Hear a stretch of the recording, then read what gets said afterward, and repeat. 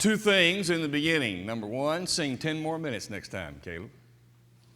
Singing, Caleb is tremendous. I mean, we move right on through. And 10 more minutes. Number two, John, sermonettes are for Christianettes. Just letting you know. You'll figure that out. For those of you a little slow, when you talk about short sermon versus long sermon, sermonettes for Christianettes, you'll be all right. I'll get John. We'll grow him up here for too long. All right, Mark chapter 8. We have been considering off and on the questions that the man who had all the answers asked. Questions from the man who had all the answers. And we come to this question, who do you say that I am? I want us to consider this text and understand what is going on, because I think we have to consider it. I think there's material in the background of this question that makes it very good for us to understand. So let's think about this. Number one, let's look at the context. This text is used in Matthew chapter 16 and also in Luke chapter 9. It's told by Matthew, Mark, and Luke. And as is the case with other events or things that are mentioned, not all of them are exactly alike. There are some minor differences. Now someone might ask, well now wait a minute, how can that not be contradiction? Well, there's a difference between contradiction and additional details. Totally different thing. You get 3 newspaper reporters reporting on the same event, and there will be additional material. But the only problem you would have is if there are contradictory things. Well, I want to suggest to you there aren't any contradictions here between these 3, but there are additional details. So we'll use the Mark passage as our primary place, but let's understand what is happening. When you put all of them together, here's what seems to be taking place. Jesus went out with his disciples into the coast, or into the area around Caesarea Philippi. It was the northernmost boundary of the area, of the Palestine area, and it's the northernmost place that Jesus traveled in his ministry. And this is different from the Caesarea on the coast. They refer to Caesarea on the coast as Caesarea Maritima, meaning maritime, on the water. But this is Caesarea Philippi. It's inward. And Jesus here goes to this place because, again, it is the northernmost trek, and therefore I think the whole point was to get away. In fact, it is recorded that he got away for the purpose of prayer. In fact, one of the writers says, okay, they went to Caesarea Philippi, and now coming out of time alone in prayer. So we have Jesus with the disciples going to this outpost, if you will, getting away from all of the people they had been with. Apparently sometime during that time, he went off by himself to pray for a while. And then he came back from that, and on the road into town, he met with his disciples. And as they were meeting up, again, I think it is important that they are away from everybody. On the road, he meets with them, and the question is simple. Who do people say I am? One writer says, who do the crowds say I am? Matthew even adds the question, additional detail this way. Jesus asked, who do men say that I, the Son of Man, am? And so you have that little bit of additional detail. But he asks the question, and the response adds these different people. Some say you are Elijah, some Jeremiah. One of the writers says one of the old prophets. Okay? So you have different additional material in one or the other as to who the people say that Jesus is. Then he turned it right around and he said, okay, now who do you say that I am? And we have three writers saying three things, but it's really the same thing. Peter says, you are the Christ, the Son of the living God. You are the Son of God, the Christ of God. All of them being the exact same thing. Matthew then records the additional detail that Jesus responded to Peter's answer by giving that famous quote that you know of, that you are Peter, and on this rock I will build my church, and the gates of Hades will not prevail against it. So Matthew records that additional material. And so we have this entire setting, but all three record the exact same thing after it is over. See that you tell no one about this. So here we have the story. This is what's going on. Now, as with any situation, there are questions that come up, questions that we might want to ask. And so that is what we will deal with. First of all, why is this text there? That's the whole point. What is Jesus doing? Number one, we know he is not asking a question to learn something that he did not know. He is not saying, well, I haven't heard anything. I don't know what people are saying about me. How about you tell me? Because Jesus knows all things. And when he asks them, who do you say that I am? He's not saying, I don't really understand who you think I am, so let me know, because Jesus knows all things. So obviously, the questions are not intended to provide information that Jesus did not already know. He is obviously dealing with them and with us. Now, I like the structure of this text. When you put all three of these together, there is an obvious structure to me that jumps off the page. The first question deals with the title, Son of Man. Jesus supplied that in his question. Who do men say that I, the Son of Man, am? So the first question dealt with Son of Man. Son of Man is a title that occurs 84 times in Scripture. Ezekiel the prophet was the one called most of all to use that phrase with looking forward to Jesus, Son of Man. Well, we know what that means, Son of Man. He was born of a woman. That's obvious. He had humanity as a part of him. Number two, he lived like a human. He was tempted. He suffered. He died. All of these things say he was human. He learned to be obedient. I like that passage. Hebrews 8 and verse 5. He learned obedience by the things that he suffered. Jesus had to learn something. Well, he did. He had not been obedient, and he learned it.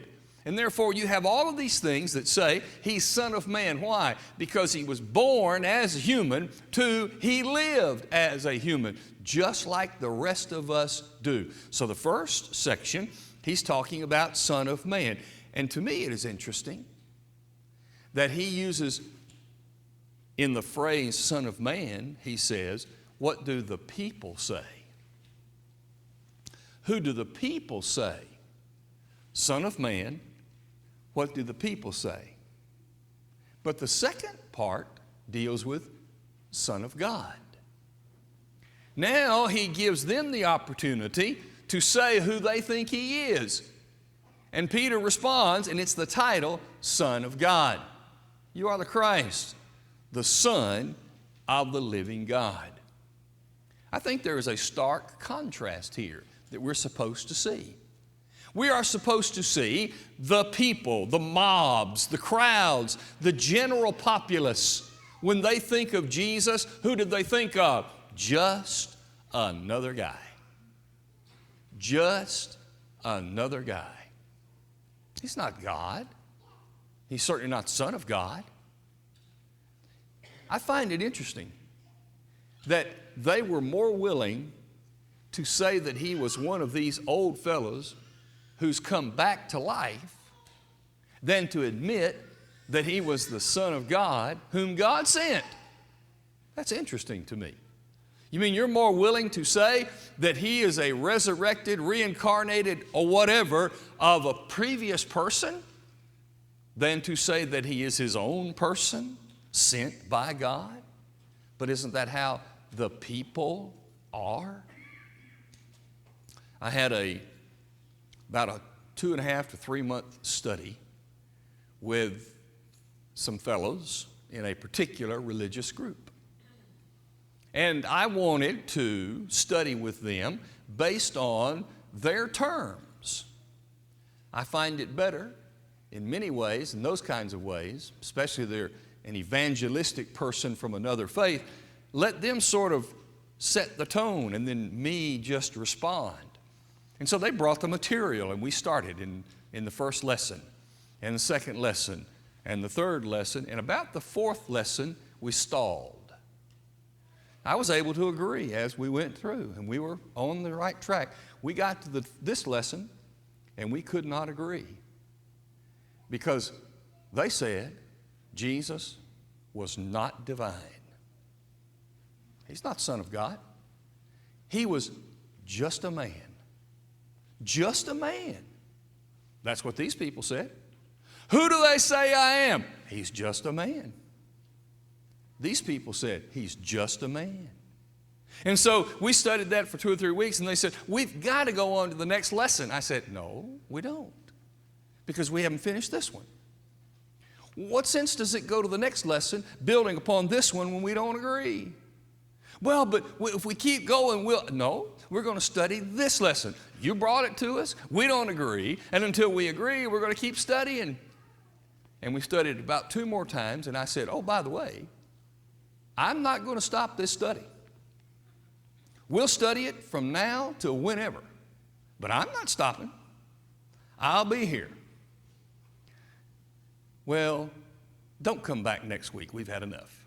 Okay. You can stop it, but I'm not. And here's what's happening. They said he's just a man. These disciples said, the people are talking and they think you are just another good man. Okay, that's what's happening in the text.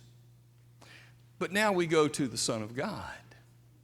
Now, instead of it's the people saying he's just another man, now to the disciples, the ones who are spending time with him, the ones he's training, the ones he's mentoring, the ones who are going to be his emissaries in the future, he says to them, now who do you say I am?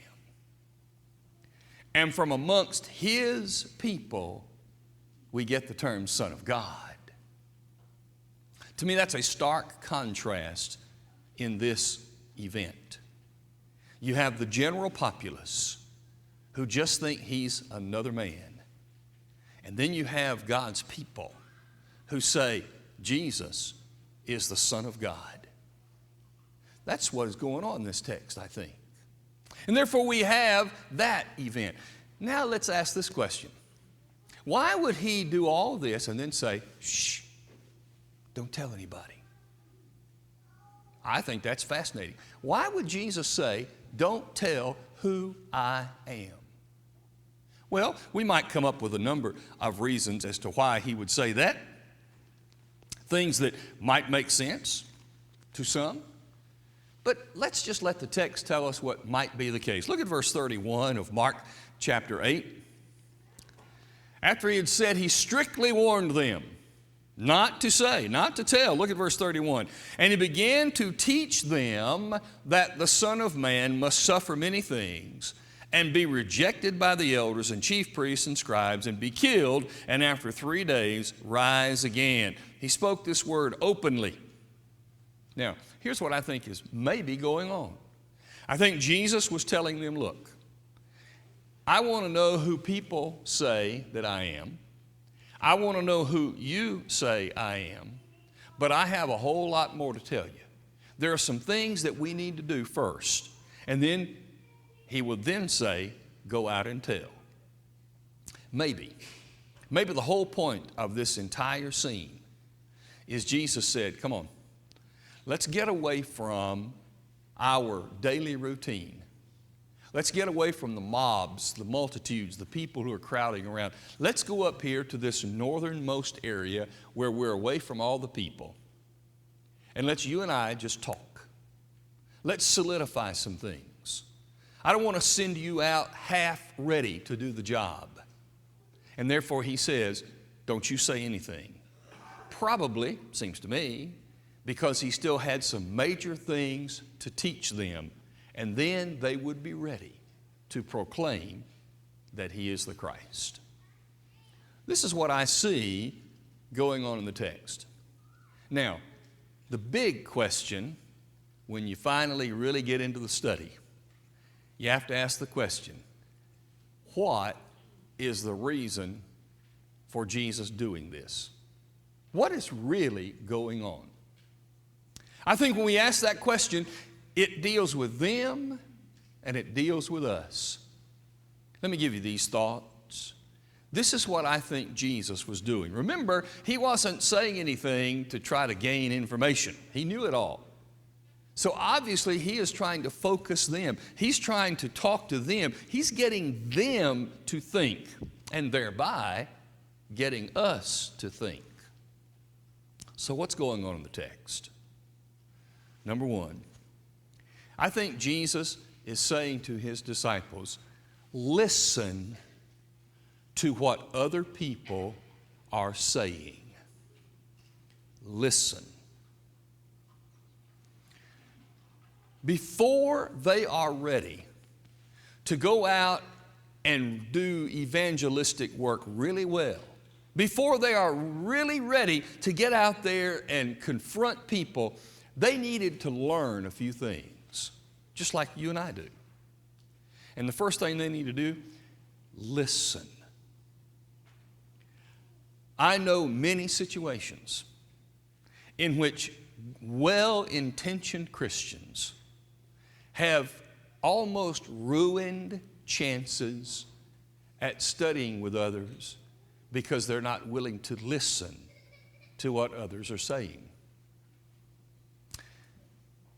There's a difference between recognizing that you have the truth and this person is teaching error, and then saying, I'm never going to listen to anything you say. It's okay to say, this is error, I need to deal with it. But to say, I'm never going to listen to you, that's the wrong way to handle things. I think Jesus wanted his disciples to have this in their heads. Listen to what the people are saying. You and I, when we're dealing with people, when we are reaching people, when we're trying to make a difference in people's lives, listen. Listen to what they are really saying. I know too many people who go to a situation of study with a canned speech already prepared.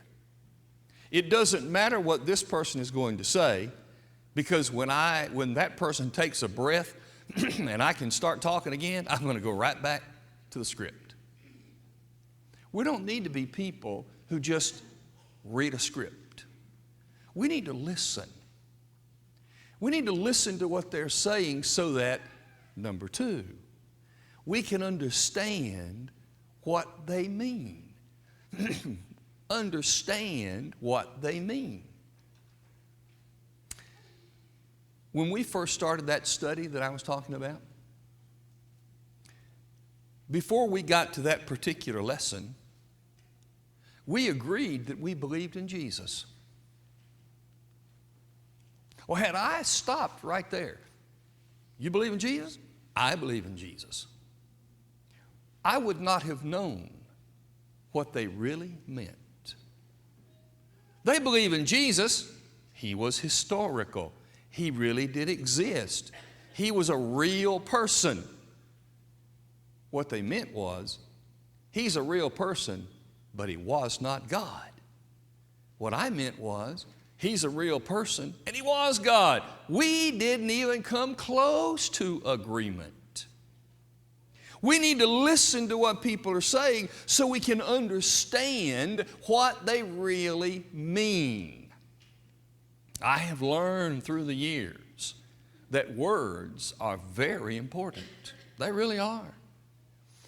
And I've often said that if you're in a disagreement or a debate about anything, doesn't matter what it is, if the other person says to you, we're going to have a debate on this topic, and I'm going to let you define all of the words, you're going to win the debate. You're going to win the debate. Words are important, and we need to know what the words mean. So we need to understand what they're really saying. And when Jesus had them think in their minds, let's see, they said you are Jeremiah, Elijah, a prophet. He was wanting them to see what were they really saying. Therefore, number 3, when you listen, you can understand what they're saying, so you then can compare to what Jesus said.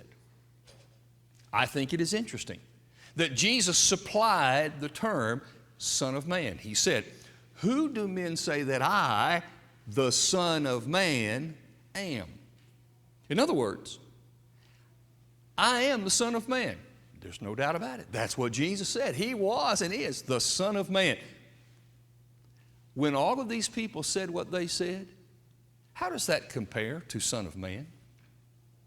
Is that what the term means, Son of Man? Can't mean that.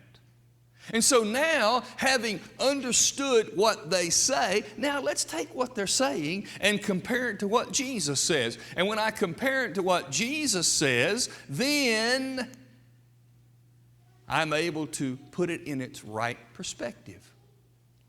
See what's happening? Jesus said, listen, so you can understand. Then you compare it to what I say, number 4, so you can know for sure what you believe. If you are never challenged, you will never grow. That's just a common fact. Common fact. You remember when your child first showed you that he or she was ready to walk, try to walk. What parents among us have not had one parent here with a child and another parent over there, and this parent sort of pushing the child to walk to that one? We've all done it. Every one of us have done it. You know why? It's a challenge. Come on. Come on. You're ready to go. It's a challenge. You know, we're sort of conflicted, aren't we, as parents? We want them to walk so badly. Oh, that's great. Then they start walking and we go, oh, I wish you'd start crawling. You're getting into trouble because you can walk. But we want you to walk so I don't have to carry you. Ooh, that's a tough situation there. But isn't that how we are? Come on, chap. Did the child fall? Sure. Child get hurt? Yes. Did you say, that's it, no more walking? No more. I can't take it. It hurts my heart. I can't stand it when you fall down. Come here, I'll carry you till you're 40 years old. You've never said that, right? So why do you keep pushing that? Because challenge makes you grow. If you don't challenge what you believe by other people who don't believe it exactly the way you do, you'll never grow. The best growth you will ever have in a spiritual sense is sitting down with somebody with whom you have a disagreement. And in that real, true Bible study time, you will learn one of two things. I know what I believe, and I can stand on it because now I know it's right. Or, I know how I messed up. They've helped me. Now I can stand right this way. Listen so you can understand and compare with what Jesus said so that you will know for sure what you believe. Finally, 5, then you stand up and confess it. Jesus gave Peter and all the other apostles the opportunity to say, here is my confession. To confess, the Greek word is homologia. It's a compound word that means to the same words. Literally, it means the same words. Confession is the same words. When Paul wrote to Timothy in 1 Timothy chapter 6, he said that Jesus witnessed the good confession before Pilate. What did Jesus say? I am the King of the Jews. I am.